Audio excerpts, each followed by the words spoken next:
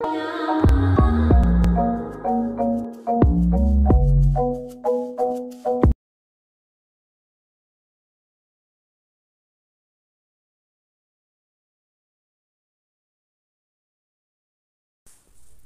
UNbothered family. I am back with part 2 of Morocco Was in America, which is a part of America is the Old Land series. So check it out if you got the chance. Now, if you haven't seen part 1, please stop, go back, watch it so you don't get lost. It's a lot of stuff in here. So the 1810 map of the tribe of Ishmael migration shows you the annual migration or the Hajj of the tribe of Ishmael around the holy mountain of Harmonics, which houses the sacred cube or holy cube, aka the Kaaba, built by Abraham and Ishmael. Yes, the real Mecca and Kaaba was a 350-mile triangular radius around the holy mountain of Harmonics, aka the Kaaba, which covered Indianapolis, Morocco, and Muhammad, Turkish for Prophet Muhammad. This 1810 map shows the territory of the Ben Ishmaelites and their annual Hajj to Mecca around the holy mountain of Harmonics. The Hajj is an annual Islamic pilgrimage to Mecca, Saudi Arabia, the holiest city for Muslims. Hajj is a mandatory religious duty for Muslims that must be carried out at least once in their lifetime and is, as you can see, the original Mecca, or Indiana, was in America. The annual migration, or the Hajj, of the Ben Ishmaelites covered several American states, and this was the real pilgrimage to Mecca. Writer and historian Dan Gibson made a historical documentary demonstrating that the Kaaba in Mecca and Saudi Arabic is not the original Kaaba. The documentary can be seen on YouTube, and it is called The Mecca Mystery: Are Muslims Praying in the Wrong Direction? Dan Gibbons' evidence, and the evidence in this post, is convincing evidence suggesting that the 1810 map of the tribe of Ishmael migration accurately depicts the sacred cube built by Abraham and Ishmael that we know as the Kaaba. This said, map also shows you the Moorish Science Temple at Pembroke at the top near Morocco. It is interesting that Morocco is at the very top of the side map of the annual migration, or Hajj, to Mecca. But why? Well, because Marrakesh was the capital of Morocco. Marrakesh, or Marrakush, which means the sons of Cush. Also, Morocco means the land of God. So yes, the Americas is the Holy Land, or the Promised Land. The fact that this American Morocco is at the very top of the annual Hajj of the Ishmaelites demonstrates that this Morocco is the Greater Morocco, or the Grand Morocco. The said map also shows you the Wabash, Wabanaki, or Anunnaki river flowing into the holy mountain of the Harmonics, near the top of the Wabash River. The map notes that the tribe of Ishmael had an ex-Lubert musical tradition, all its own, and produced many gifted musicians. So-called black people today still do produce many gifted musicians, so we know that Ishmael and his tribe were blackamoors. Did these gifted musicians produce a sound frequency that supercharged the water flowing into the holy mountain of the Harmonics, aka the Kaaba, which healed people and or uplifted their spirits? I believe so. Since these Ishmaelites were Turks or Moors, who were the Tartarians, the Tartars, that built the White City in Chicago and all of the Gothic and Greco-Roman architecture that you see in the Americas and throughout the world. So, we are dealing with an advanced tribe here that was not living in teepees like Hollywood and academia would have you to believe. You can check out Cherokee Gothic architecture for more proof. Now, yes, the biblical Ishmael was from North America, since we know that he built the Kaaba here with his father, the biblical Abraham. More evidence that Ishmael is from America is that we have a town named after him.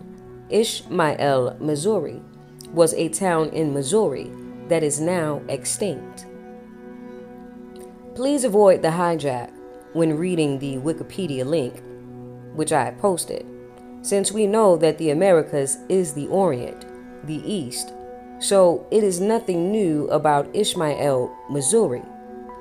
Additionally, we have Ishmael's tribe in North America called the tribe of Ben Ishmael, and this tribe of Turks or Moors covered several American states: Ohio, Kentucky, Illinois, Indiana, Iowa, and Missouri. Yes, Islam comes from the Orient, the East, which is the Americas, which is another fact that demonstrates that the American Morocco is the greater Morocco. Now, there's a blog post that proves that the Rock of Gibraltar was Stone Mountain, Georgia. Now that we know that Islam comes from the Americas, it is necessary to get a better understanding of who and what is a Moor.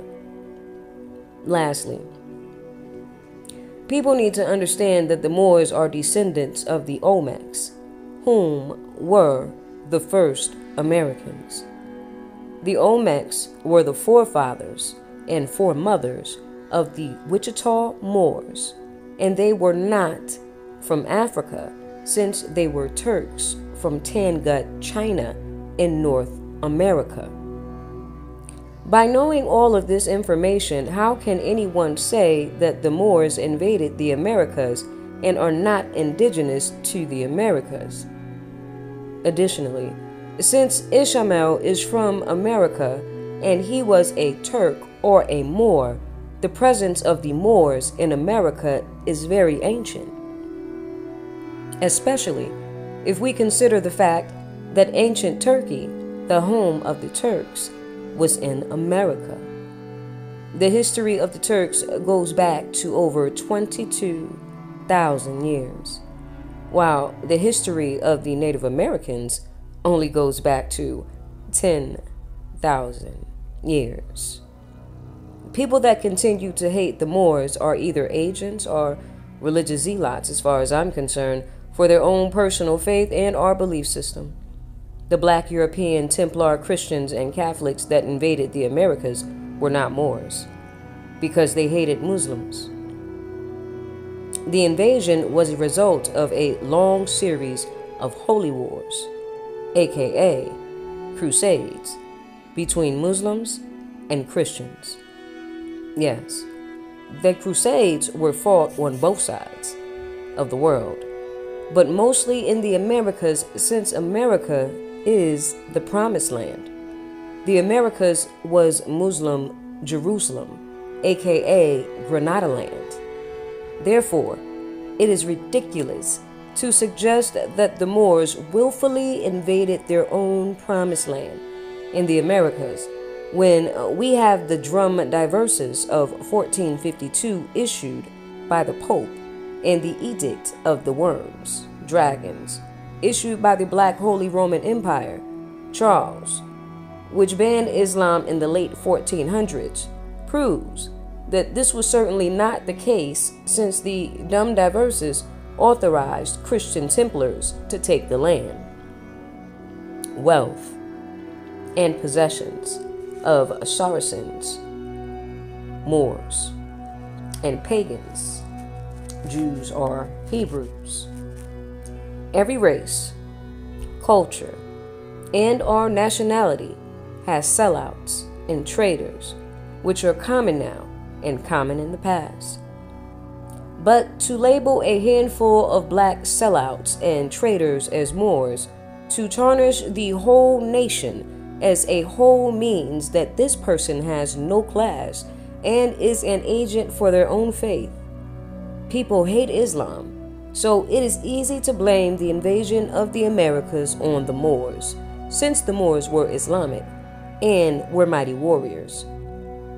However, in all reality, this American landmass was invaded in the name of Christ by black Christians and Catholic invaders, Knight Templars and their wild men, who used a few desperate enslaved Moors to show them the way to the Americas.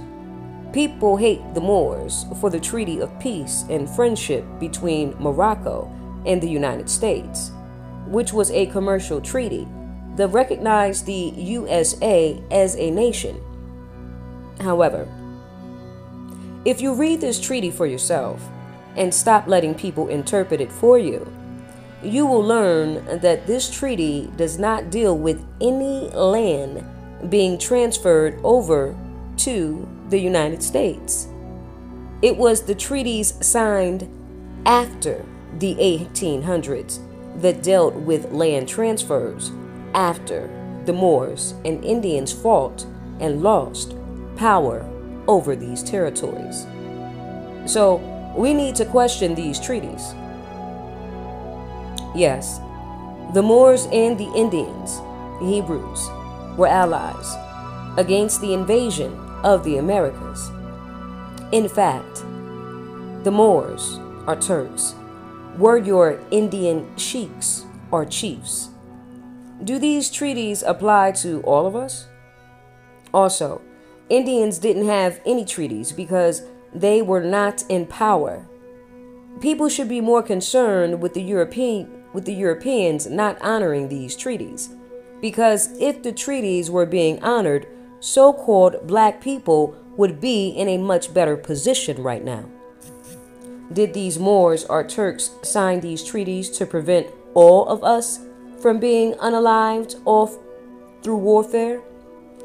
These are the questions we need to ask ourselves, especially since some of the greatest warrior Indian tribes were Moors or Turks that wore turbans, such as the Cherokees, the Seminoles, Creeks, Gullah Geechees, Yamasees, etc. The American Indian has the blood of the Moor or Turk running through their veins. Yes, the American Indian descends from Turks or Moors.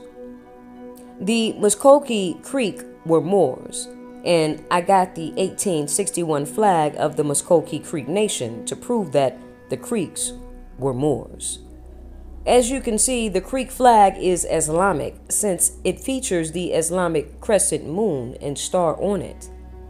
The Creeks were blood allies with the Seminole Indians. The Seminoles were mighty warriors who never surrendered Florida to Spain or to the United States. And they referred to themselves as Maroons, Moors. The Seminoles were Moors, and I got an image of the Prince of Florida to prove it. Now, the Seminoles and the Creeks both initially fought under the red bloody flag of No Surrender, which was initially a solid cherry red Moorish flag with no signs and symbols on it. You can see the solid cherry red bloody flag of No Surrender that you'll have going across your screen, and other variations of this cherry red flag in the post with the 5-pointed star of Venus on it, and with the six-pointed star of David on some of these red Moorish flags. Yes, the red flag represents the Moors and Turtle Island, since you can see our red flag with a turtle on it, and you can see several variations of this red Moorish flag with the six-pointed star of David on it. So yes, the Moors do represent Israel, since the Moors fought for Israel and are blood descendants of Shem. According to the genealogy of Shem, Ishmael and Moab descend from the bloodline of Shem and not Ham. In this post is an image of the genealogy of Shem. Shem was the biblical son of Noah, who Israelites claim they descended from. Looks like Moors and Hebrews have a common ancestry. Now, there's more evidence that the Creeks and Seminoles, Gullah Geechee, fought under a solid cherry red Moorish flag. Also, I must add that the Seminoles were an off branch of the Gullah Geechee Indians who were indigenous French Acadians and not Africans from Africa. The French Acadians mixed in with the Micmac Indians and became known as the French Washita. I have old maps showing France in North America. Also, the name Gullah, G-Allah, is a derivative of Allah. France is still a protectorate for Morocco today. There is an image of a painting from the Gullah Geechee Wars, aka the Seminole Wars, and it shows the Creeks and the Seminoles kicking ass with that red bloody flag of no surrender. The Seminoles won 3 wars against the United States in the 1800s, and their Moorish war chiefs, John Horse and Negro Abraham, went down in history as courageous warriors. The 1861 Creek Nation flag and the 1861 Seminole Nation flag are almost identical Islamic flags with the crescent moon and star on them, which suggests that both tribes were Moors or Turks. Both flags are also pro-Confederate Civil War flags, which means that both of these Moorish tribes fought for the South, since Moors or Turks owned the South. The Ishmaelites became known as the barbarous tribes, which is just code for Berberous tribes. Berber, as in Moor. The 1491 map of the distribution of the barbarous tribes east of the Mississippi is from the University of South Florida. In this post is an image of the said map. Barbarous is just a descriptive word for barbarians, which is just code for the word Berber, especially since we know that the vowels are interchangeable with ancient Semitic languages. Therefore, Barbarous can easily be converted to Berber-us tribes, which were Turks or Moors. The Spanish considered the Saracens Moors uncivilized barbarians because of their belief in Islam. I have noticed that most of the maps prior to 1492 show Moorish territories and dominions in the Americas, and this 1491 map is a perfect example of Moorish territory prior to 1492. The year 1492 marked the start of the conquest of the Moors.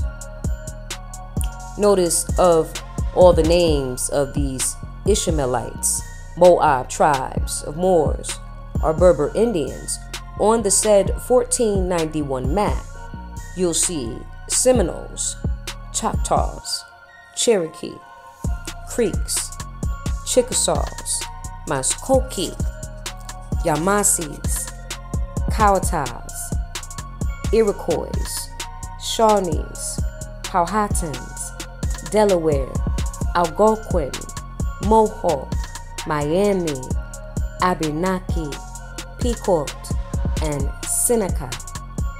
Also Wampanoag, and many more Indian tribes that I did not name, but you can see them on the 1491 map. Well, guys, this is the end of this one. And I hope that I have given you enough evidence. I will continue with this series, so if you're not subscribed already, make sure you stay tuned. And also give the video a thumbs up. Thank you so much for making it this far. I do appreciate it. Peace and blessings. Oh, and remain unbothered. I'm out.